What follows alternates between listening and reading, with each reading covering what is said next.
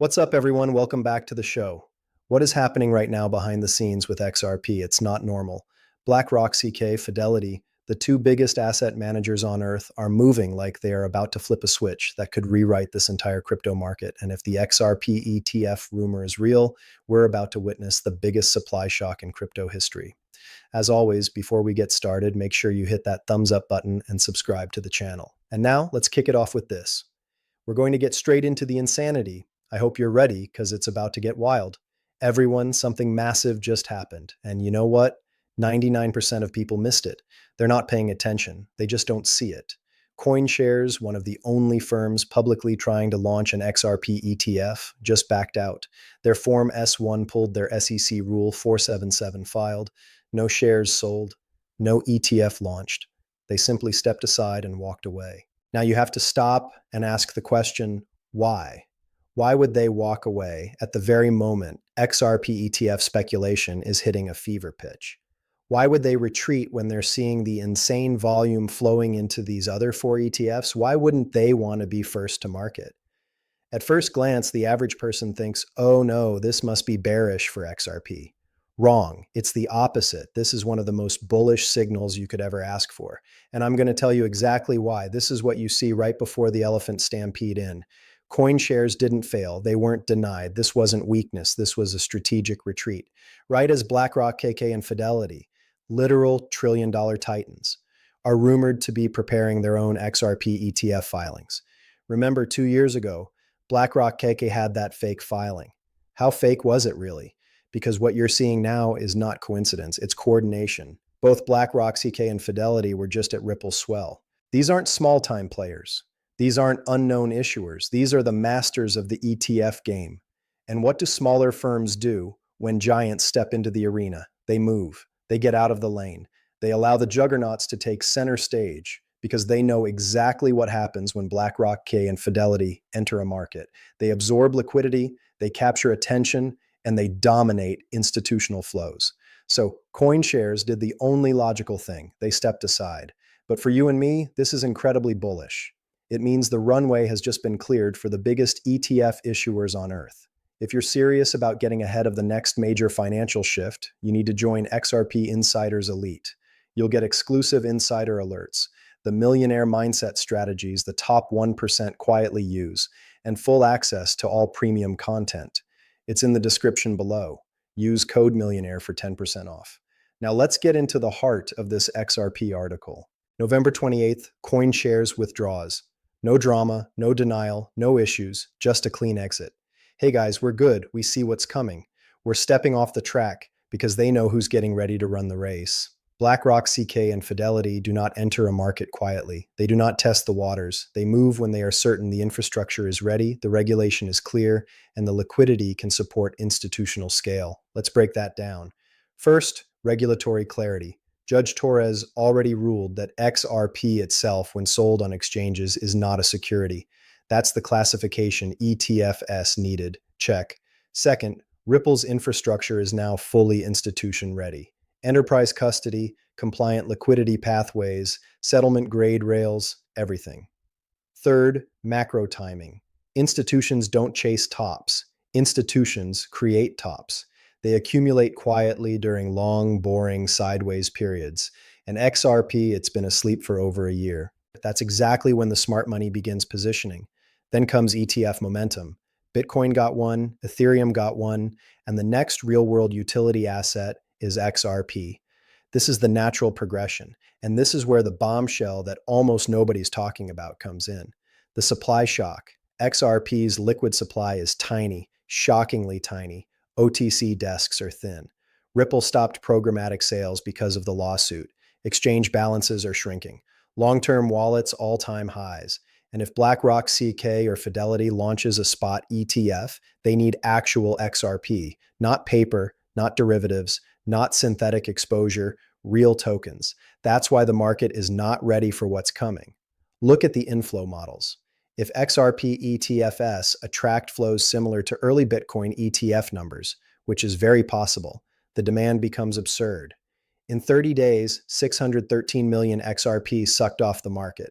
In 90 days, 1.18 billion. In 180 days, 3.6 billion. In 1 year, 7.45 billion. But guess what? Exchanges only hold around 3 to 5 billion. That means somewhere between month 6 and month 12, the entire market breaks. Demand exceeds supply.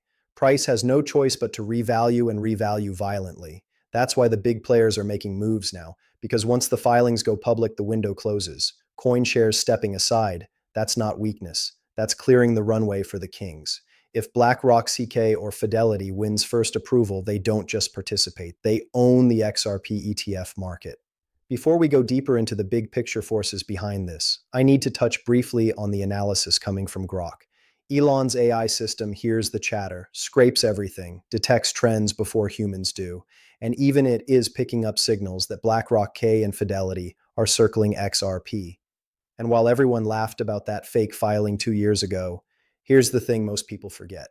To file in Delaware, you must show up in person and provide two forms of ID: passport, driver's license, something traceable.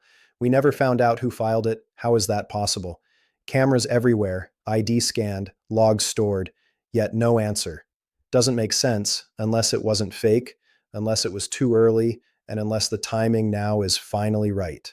Because once you start examining the people behind these moves, you realize it's not random, it's not scattered, and it's definitely not accidental. One name stands out more than almost anyone: Robbie Mitnick. If you've been in the XRP community for years, that name should ring loud. Back in 2018, Mitnick worked for Ripple, and during that time, he helped publish a research paper that literally laid out how to properly value crypto assets like Bitcoin, Ethereum, and most importantly, XRP. It wasn't a hype piece. It wasn't a speculative blog post. It was a fully structured valuation framework that broke down utility, liquidity, velocity, adoption cycles, and real-world settlement use cases. Now fast forward to today. Robbie Mitnick is no longer at Ripple. He's now the head of digital assets for BlackRock, CK, not an analyst, not an advisor, the person architecting the digital strategy for the largest asset manager on the planet. You don't get hired for a job like that unless you have strategic insight. And who else understands the design, throughput capacity, tokenomics, and institutional settlement potential of XRP better than someone who worked directly with the Ripple engineers and economists in the early days? And here's what makes the connection even more wild.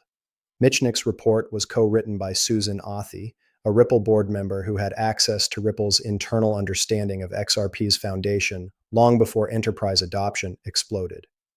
Combined, they produced one of the most accurate frameworks for valuing digital assets, especially those aimed at solving institutional settlement. And now those same minds, those same insights are sitting at the very top of BlackRock CK's digital playbook. BlackRock SEC does not hire people randomly. They hire people they need for specific objectives. And right now, the objective is extremely clear. They're positioning for the tokenized future, not hype, not narratives, the real institutional grade trillions of dollars on-chain world.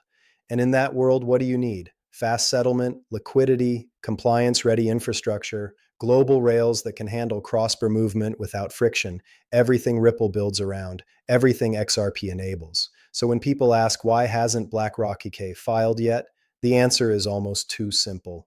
BlackRock K never files early. They wait until the runway is fully cleared. They time their entries with sniper precision. They don't guess. They don't gamble. They enter when retail is asleep and institutions are ready to move. And now that CoinShares is out of the way, the odds of a BlackRock, TK, or Fidelity filing have gone through the roof. But that's just one piece of the bigger picture. Because while most people focus on the US, the real strategic battlefield has quietly moved overseas, specifically to the Middle East. And this is where everything starts converging at once. BlackRock CK recently held their first ever board meeting in Abu Dhabi. This wasn't a vacation. This wasn't a symbolic gesture. This was royalty-level access with the UAE's most powerful financial leaders.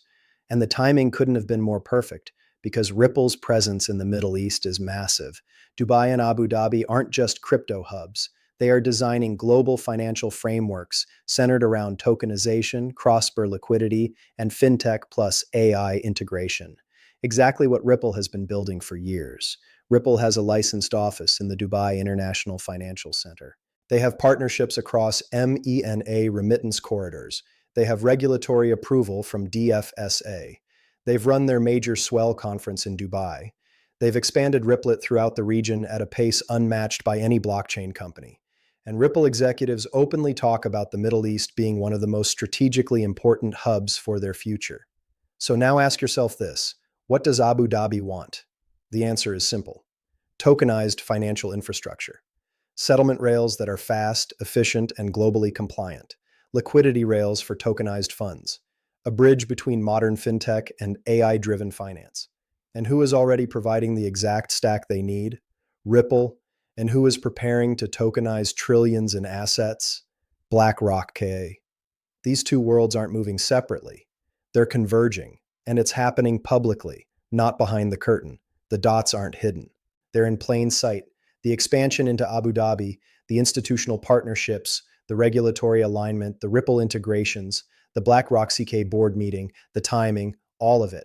Then you add in the next major piece: Ripple's partnership with Securitize and the rollout of RUSD smart contract functionality. Most people saw that announcement and shrugged. But what they missed is that RUSD and the infrastructure Ripple is enabling directly supports tokenized funds, such as BlackRock Buddle and VanEck's Yield Fund. These are not speculative ideas. These are actual tokenized funds that already exist today and rely on technology that Ripple and Securitize are enabling. So think about what that means. Ripple is now part of the tech stack powering the same category of products BlackRock is scaling globally. That is not a small coincidence. That is not a nice to have. That is a strategic alignment. If BlackRock's tokenized funds are literally running on infrastructure connected to Ripple's ecosystem, why wouldn't they consider XRP, the settlement asset designed for institutional grade speed, and liquidity as the foundation for a future ETF? The path is logical, it's linear, it's consistent with everything BlackRock has done with Bitcoin and Ethereum, and it matches perfectly with how BlackRock operates. They leverage infrastructure, talent, relationships, and compliance readiness before they move. And here's the craziest part: every major signal is firing at the exact same time. CoinShares pulls out of the ETF race. BlackRock, and Fidelity quietly show up at Ripple swell. Grok flags a surge in institutional XRP chatter. Regulatory clarity is finally real. Ripple's infrastructure is complete. Custody rails are live. Tokenization frameworks are switching on. Global alignment is forming. Middle East corridors are tightening. BlackRock's team already knows XRP deeply. Fidelity's retirement engine is primed for a new asset class, and XRP's liquid supply keeps shrinking week after week. These aren't random events. They aren't isolated headlines. They're coordinated moves positioning on a global scale. And once BlackRock, or Fidelity files, everything hits at once. Inflows, supply shock, media cycle, institutional allocation, price revaluation, and a completely different market structure for XRP. This is not financial advice. And here's where things get even more surreal, because once you zoom out far enough, you begin to realize that every major global shift in finance, every consolidation, every liquidity migration, every structural change has a very specific pattern. First comes silence, then comes subtle positioning, then comes strategic talent acquisition, then comes regulatory alignment, then comes infrastructure, and then out of nowhere, what looks like an overnight event is actually the final click in a multi-year system that has already been quietly built. That's exactly what we're seeing with XRP right now.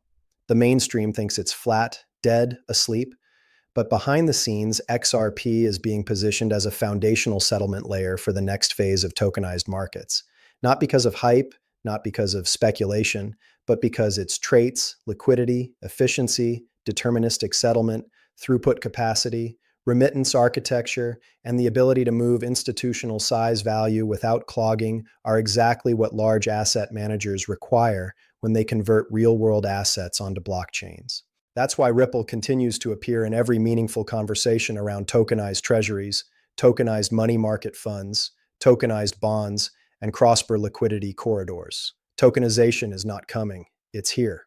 BlackRock, Franklin Templeton, VanC, Fidelity, UBS, HSBC, JP Morgan, Citi, every single one of them has begun building tokenized asset products, and all of them need the same things: settlement rails, liquidity rails, and institutional grade execution. Bitcoin can't fill that role. Ethereum is still too congested and too expensive. And stablecoins alone don't solve institutional settlement because they're not designed to move trillions across borders with compliance baked in. But XRP's architecture was literally built for that. Even back when people were mocking the project, Ripple was quietly constructing the plumbing that institutions are now desperately trying to adopt. The irony is almost poetic. The asset many ignored is now tailored for the exact future the world is moving into. Now combine that with the supply dynamics. Ripple's programmatic sales paused, exchange liquidity at multi-year lows, OTC desks thinner than ever, wallets holding long-term bags at all-time highs, and the ecosystem is about to face institutional demand unlike anything it has ever seen. A single approval from BlackRock, TK, or Fidelity doesn't just shift inflows, it restructures the entire distribution of XRP supply. Retail selling into that kind of demand wouldn't even register. The ETFs would need to pull supply from every corner of the market, and the math makes this unavoidable. There simply isn't enough liquid XRP to satisfy the inflow models. And if you're one of the people who genuinely wants to stay ahead of this next financial shift, not guess, not hope, but actually position with clarity, then getting into XRP Insider's Elite will put you where you need to be. You'll unlock private XRP Insider alerts, the mindset strategies used by elite wealth builders to make generational leaps, plus full access to every premium resource inside the program. It's all in the video description. And if you want to join today, use code MILLIONAIRE for 10%.